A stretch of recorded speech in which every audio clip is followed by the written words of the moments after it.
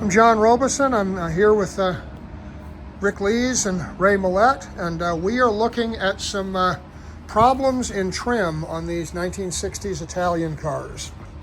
So you can see behind us we have got ISO, got a Ferrari, got a Maserati back there. They all use this similar hand-formed stainless steel or aluminum trim. And what happens is these cars get old, inevitably the trim gets beat up. You can see it here.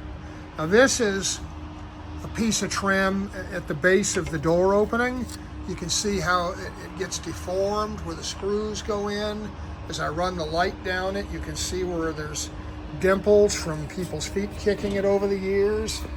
These are rocker sills from an ISO Grifo, and you can see that these deteriorated cosmetically enough that someone decided to sand them and paint them, and they've got this golden grayish hue, which is not anything close to the stainless steel that they used to be. And again, we look down them and we can see dents. We look at the back here. Here's the unpainted stainless that we started with on this car. These are side grills, common on these Italian cars. You can see how there's corrosion of the aluminum when you look in here. And when you look at them from the top, they look a little better, but frankly, not much better. And what do you do with that? And of course, one answer to what you do is you take them apart. They're numbered thin by thin. And so Ray, I mean, it's kind of either make new ones or we fix what we have, right? Yeah, definitely one of the two. Is that I don't want to jeopardize though the thickness, okay, of the fins. Is that you can take them all apart and you can sand them and you can polish them. But we cut them down to half the thickness and they're flimsy. And it's not going to look right. Yeah.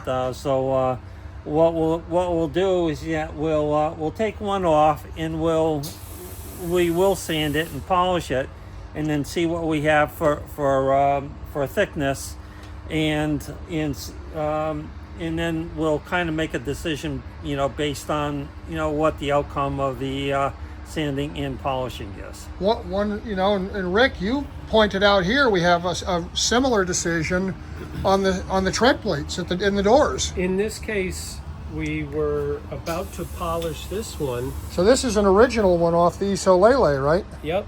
And realized that it was so damaged, so dented, so dinged, that the amount of labor that would be involved just look at all these dings that are showing up as I move the light down here. It's, when you look close, it's just really badly beat up, and you put this car on one of the top show fields and it's going to stand out in a not good way. Because of the way it is, with no logos, no grains, no embossing, no anything, the decision was made to make new ones. And these, of course, don't have any dents. And we will polish them, and they will be as new. It will look exactly like the original one.